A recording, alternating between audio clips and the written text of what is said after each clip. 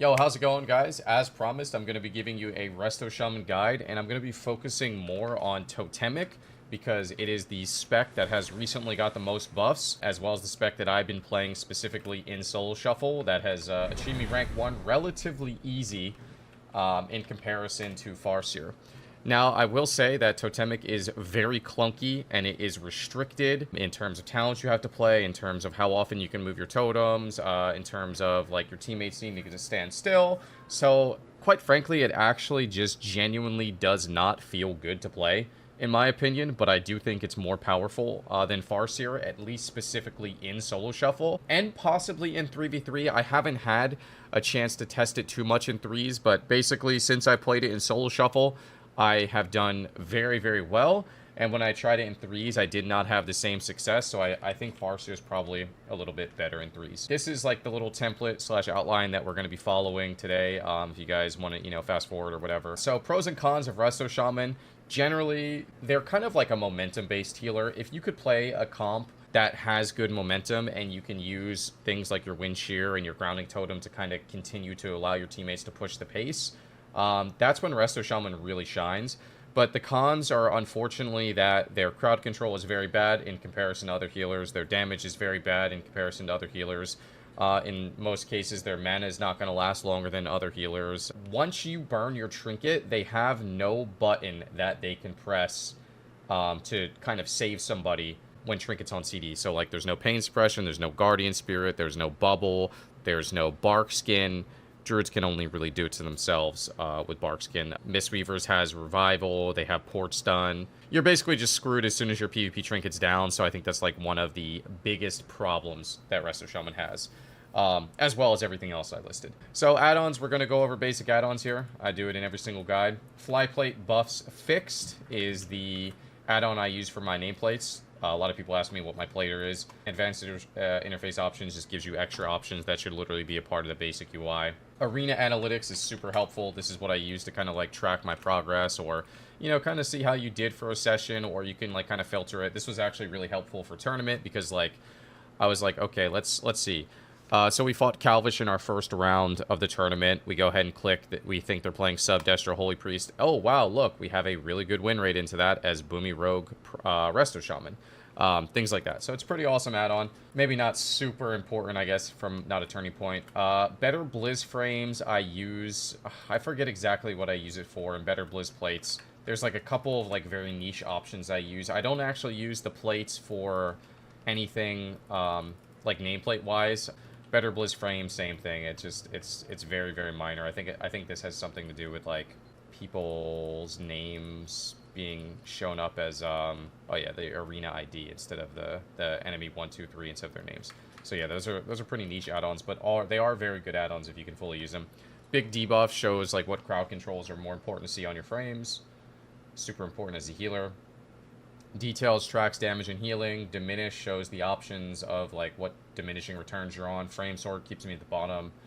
For Solo Shuffle, my slot allows you to set up multiple characters. I use that for like tournament realms. Omnibar tracks enemies, cooldowns, interrupts. Omni CD tracks friendly stuff. S Arena 2 updated by Sammers is my enemy arena frames. True stat value shows the values of your stats once you start to get into the diminishing. Trophy GCD is something I use to show my globals to help you guys.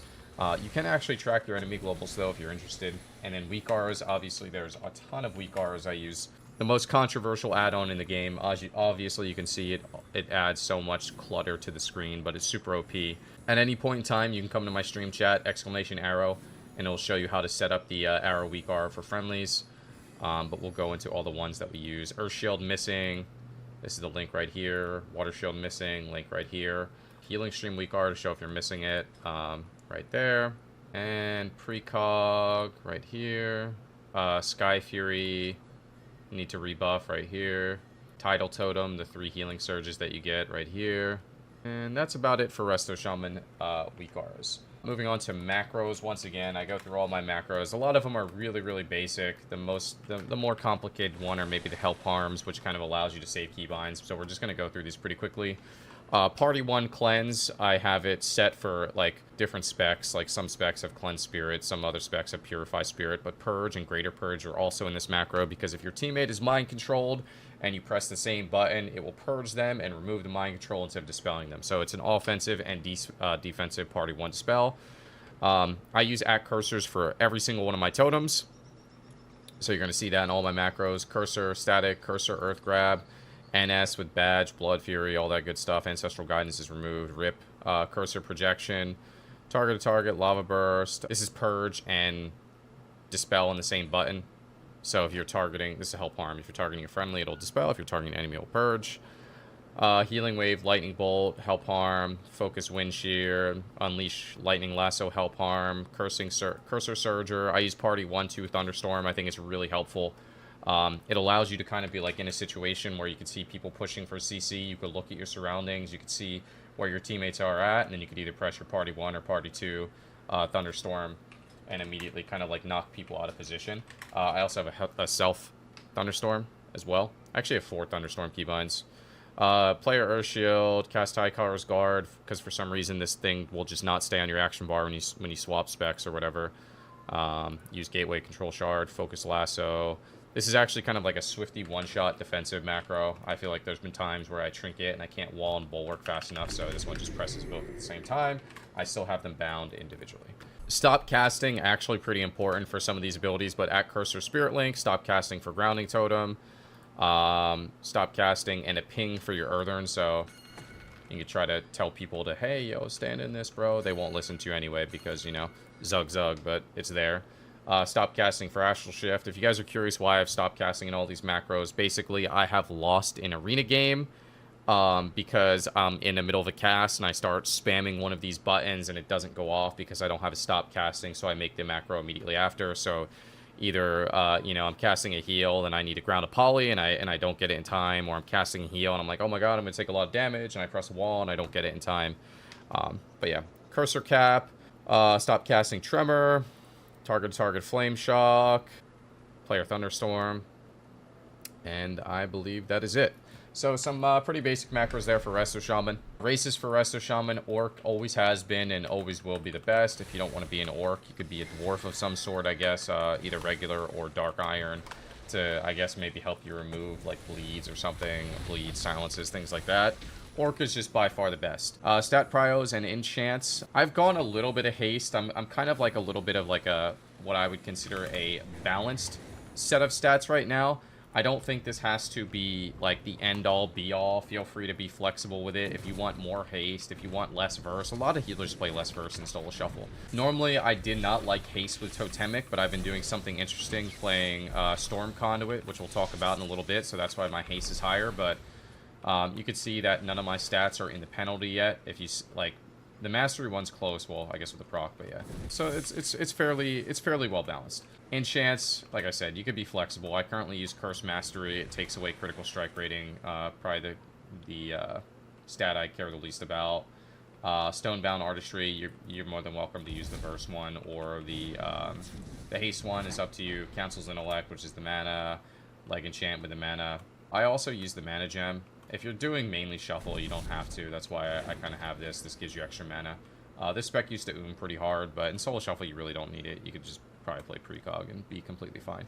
Crafted gear, as long as you're like going for one of these 3 stats, it's fine. You don't need crafted gear, I guess. You definitely want the energy beacon embellishment, so I have those 2 crafted pieces. I also have my neck. You could use the PvP neck if you wanted to. It's not that big of a deal. And then definitely 4 sets, skipping out on the chest piece. So 4 set's actually pretty good as Totemic. As Farseer, you don't need 4 set. As Totemic, you want 4 set, because it just puts up 2 insurances, which is really nice. But yeah, 4 set's definitely good. And yeah, energy beacon embellishments. So I'm going to just quickly show you guys my Farseer spec in case you guys do only 3s. I'm not going to talk too much about it, though. I want to focus more on Totemic, but this is kind of like the Farseer spec. And then obviously you have a couple flex points. If you're running out of mana, you go Mana Tide. On the left side, you know, you don't always have to play these. You have the ability to like kind of play more Stam if you want to, or you could play like Mana Spring if you want to, once again, if you're running out of mana. The stamina option is actually pretty nice, and I generally prefer Natural Harmony, which helps me a little bit more when targets swap to me. You don't always have to play this as well. If you're playing Farseer in Solo Shuffle, I wouldn't play the Mana Talents. I'd play the Healing Surge, and then kind of like, I like the double reset in Solo Shuffle. You could also play Short Hex, things like that. And then, generally speaking, it's just Grounding, Living Tide, and then Static. And kind of the same thing as Totemic. Like, I don't really play the Mana Talents in Solo Shuffle because you don't really have enough time to but I do kind of play them in threes. So, as you can see here, I'm not actually spec'd into Resurgence.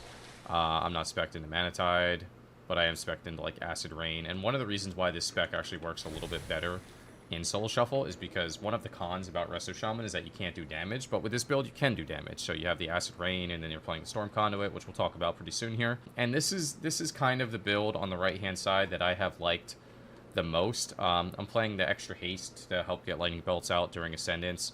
And then I feel like I kind of need Primal Tide Core to keep Riptides rolling on multiple people. And then I kind of have 1 point Undercurrent. I'm not a fan of it. I think it's like really good to have 2 points in that talent. But I don't think it's better than the haste, and I don't think it's better than Primal Tide Core. So it feels kind of awkward, but yeah. And then in Solo Shuffle, I always play Creation Core.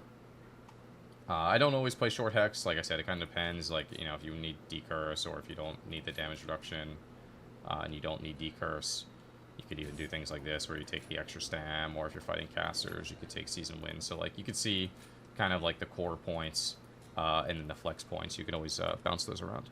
In terms of the Honor Talents, this is mostly what I've been playing in Solo Shuffle. If I don't fight casters, I'll drop Grounding for Living Tide. It's super awkward because I never thought that I would want to drop Living Tide, but it's okay. It feels okay. The main power of the Healing Tide Totem is kind of for the instant healing surges, as well as just getting the chain heal out, which has recently been buffed. There's kind of like a controversy around it. Like, is it actually doing the healing it's supposed to? Lively Totem is supposed to do 150%. That I'm unsure of. In terms of the hero talents, definitely play the 15% increased healing from Earth Living. Supportive Imbuements is, in my opinion, better than Pulse Capacitor. This is like kind of one of those choice nodes where people, you know, might get a little confused. And then also, I mean, 3% damage and 3% healing is not bad, but I really like when I have Ascendance up that your healing rain just pumps. Like, healing rain does a lot of healing.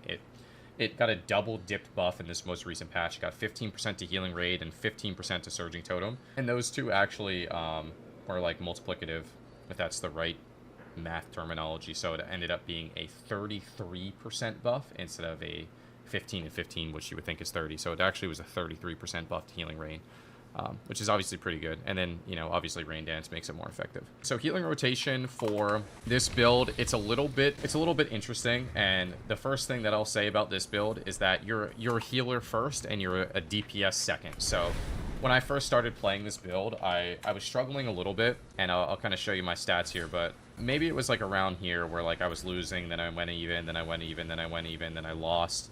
And I started to kind of like get into a rhythm where, you know, I won, and then I lost, and then I went even, then I won, you know, I won, you know, lost, win, whatever. So I'll try to give you guys like the breakdown on like what really helped me move forward. So you're a healer first. So basically, Earth Shield's always up. Do not slam healing streams on CD. You kind of want to make sure that you always have a water totem to follow up your surging totem. That way you get the max value of this right here. Your next chain heal applies Earth Living at 150% effectiveness, because when you press the surging totem and then you press a chain heal, it actually puts up a massive Earth Living. So you want to make sure that, like, for example, right now my surging totem's on cooldown. You want to make sure you always have a water totem backup. If I ever feel like I need that second healing stream, then that's like when I'll kind of like, you know, maybe soak in the healing tide after the surging totem. But yeah, you want to make sure you always have a water totem follow that surging totem up. If you're a couple seconds off, it's okay. You could also try to reset that with Storm Conduit. But yeah, basically one healing stream always rolling, surging totem always down, Riptide, Unleash, and, you know, all of your basic heals always on cooldown. Like, you kind of honestly earn on cooldown as well. And then once all these things are on cooldown, like right now, for example, this is kind of when, or if you're completely stable, this is kind of when you want to start just like pumping your lightning bolts right here. because you can get kicks out of the way. And then when you get those kicks out of the way, you can actually start free casting healing surges, which is super valuable. Every single time you drop a surging totem, you get a fast cast healing surge, which is really good because the fast cast healing surge is going to always apply your earth living. And once... Why'd that not apply earth living? I think it doesn't overlap.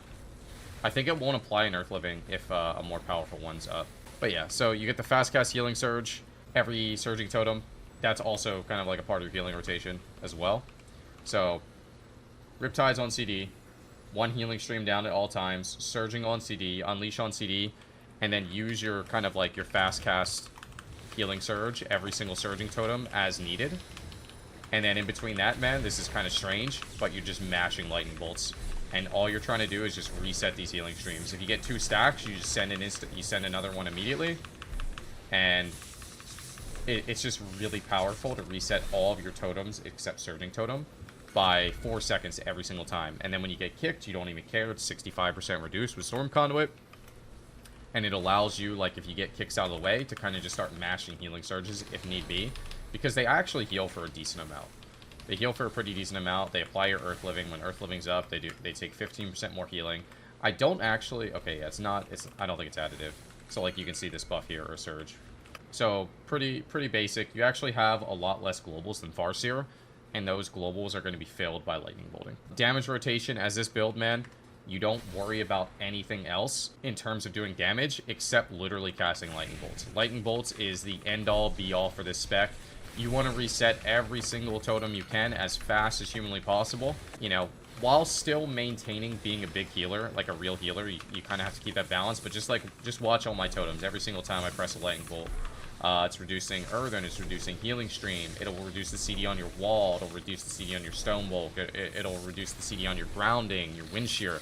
There's been times where I'm fighting a caster in Shuffle and I literally kick him, and I cast a Lightning Bolt, he casts again, I ground, and I cast a Lightning Bolt, and guess what? My Wind Shear is literally off CD, and they get kicked again immediately. Like, it feels really, really good. In terms of that combination. When I said I was kind of like struggling with this spec a little bit, the only thing I was doing is I would run in and I would just do this. Like, I would just drop a bunch of totems and I wouldn't even like be pressing my my Riptides and my Earth Livings, and I would just start casting these. Like, and I would get kicked and I would cast again, and I would get kicked and I would cast again. And I wasn't weaving in these healing surges. I wasn't really pressing Riptide on cooldown. And I also wasn't really using like Lightning Lasso as like a peel. So when you're getting all these kicks out of the way, remember that you're going to have the ability to cast like Lightning Lassos, you're going to have the ability to cast Hexes, you're going to have the ability to cast these healing surges kind of free of charge. Because a lot of kicks are just going to get wasted in the process to prevent you from lightning bolting. So make sure you're trying to weave those in for sure. Cooldown rotation, I'll give you the breakdown of how basically I do everything at the start of every single shuffle. At the start of every single shuffle, the first cooldown that you're going to use is your Totemic recall. You're going to Surging, you're going to Earthern, you're going to Healing Stream, you're going to Prep, you're going to Healing Stream again. This is like your ultimate opener, where you have 2 Healing Streams down right off the rip, you have an Earthern right off the rip, they're taking 15% more healing, and you're already going to go for those Lightning Bolts immediately, with that being the case after you Riptide or something.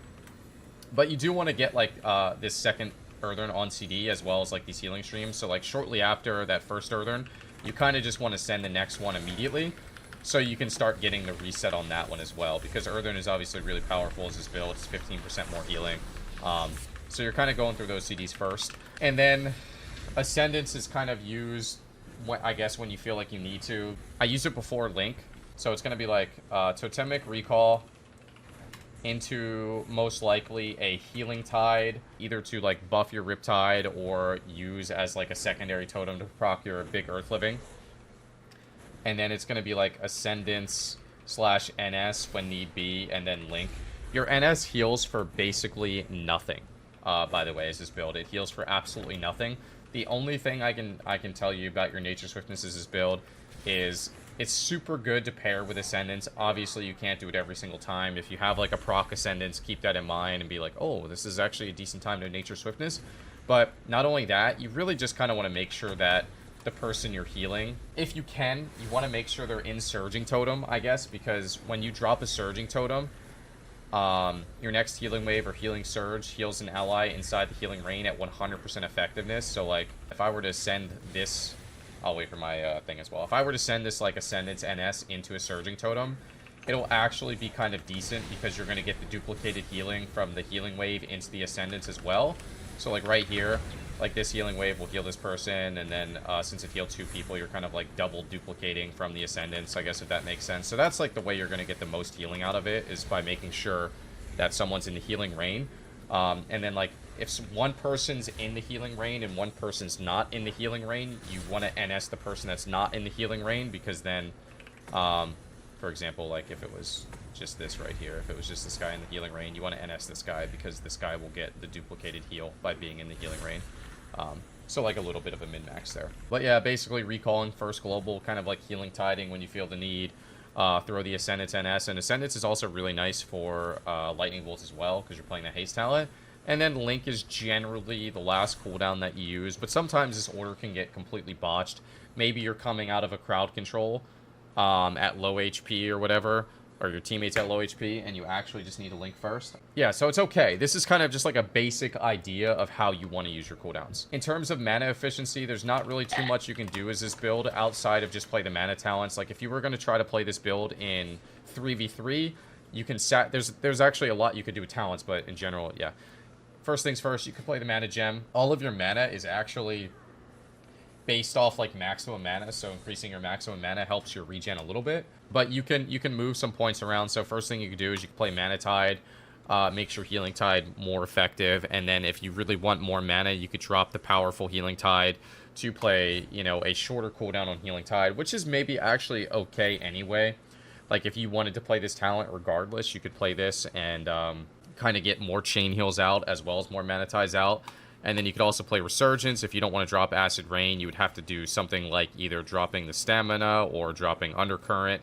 And then, you know, lastly, you have the ability to get Mana Spring. So there is more ways to get mana, but it's maybe just a little bit, you know, you kind of have to sacrifice a pretty good amount of HPS for it. In terms of positioning, this is something I kind of, like, noticed myself struggling with when I play Totemic. I don't know why, but, like, subconsciously, man, I just gravitate towards the blue, bro. Like, I could be taking no damage, and I'm just like, ooh, blue in the middle of the map. I kind of want to get in there, and then all of a sudden, I'm just in the middle of the map, standing in my own healing rain. You're generally going to want to try to still be in a good position as a Totemic Resto Shaman.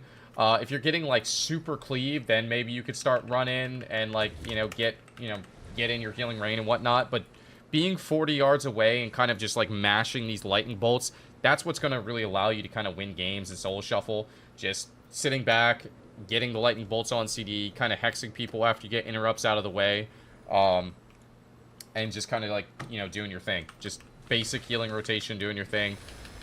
Healing surge every time you have the fast cast, keeping the surging totem down, keeping the healing rain down, and then you kind of get to work, and you let Storm Conduit, go crazy with reducing the CD on every single one of your totems. It's really nutty. Utility, CC, being offensive. I've kind of talked about it a little bit. Your utility, I guess, you have the Wind Shear, you have the Grounding, you have Tremor, you have Hexes, you have Nox. You can't really play static with this, but you can definitely try to play this as normally as you can as a Resto Shaman. You want to take everything that you know as a Resto Shaman, and then just add in as, like, the lightning bolts as a secondary. That's kind of like your backup. Everything that you've ever done, you go for hexes, you go for, heals on CD, keep totems down. And then when you realize that these buttons are on CD, or if you're 100% stable, like right here, you see all this stuff on CD, surging totems already down, you start casting the lightning bolts.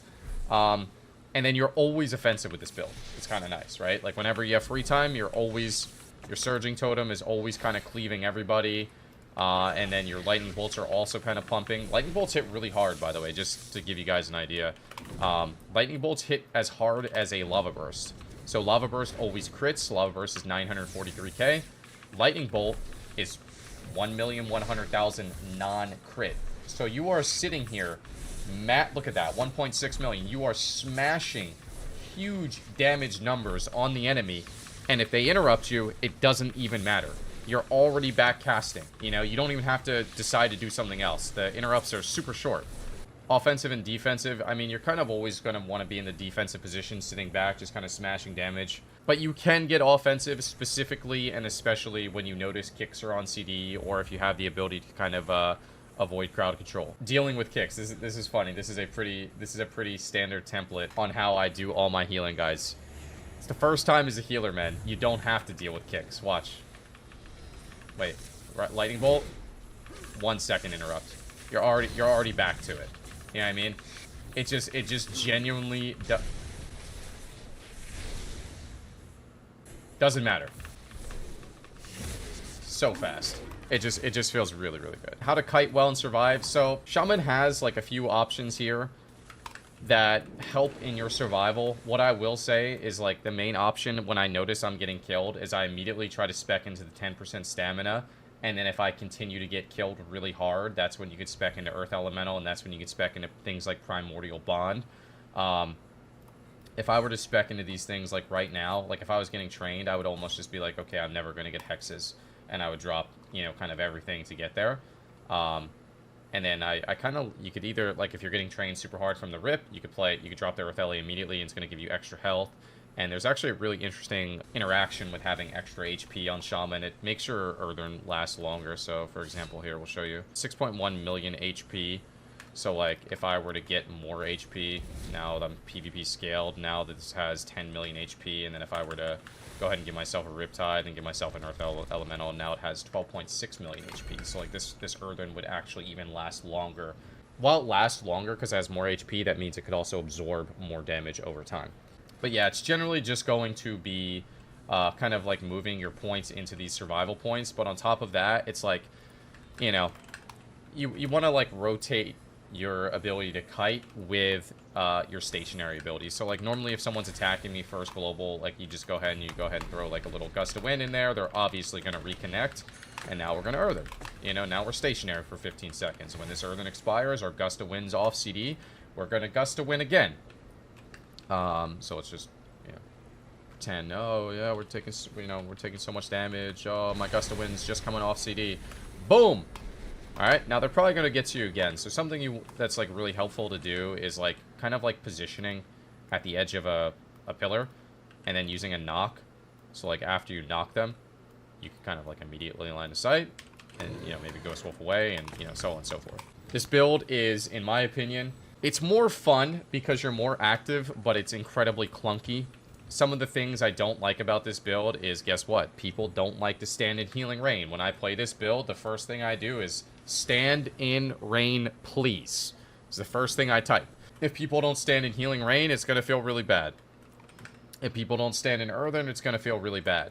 One of like the better ways you can get aggressive with Resto Shaman is by throwing your cap totem at the last second and going for a hex, like so.